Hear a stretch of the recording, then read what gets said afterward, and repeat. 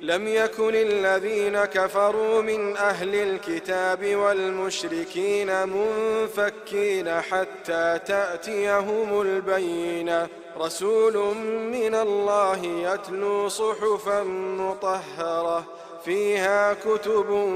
قيمة وما تفرق الذين أوتوا الكتاب إلا من بعد ما جاءتهم البينة وما أمروا إلا ليعبدوا الله مخلصين له الدين حنفاء ويقيموا الصلاة ويؤتوا الزكاة وذلك دين القيمة إن الذين كفروا من أهل الكتاب والمشركين في نار جهنم خالدين فيها أولئك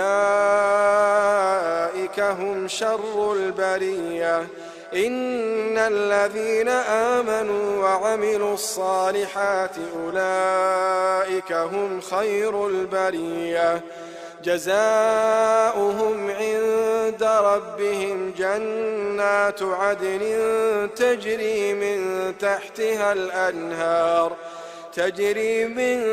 تحتها الأنهار خالدين فيها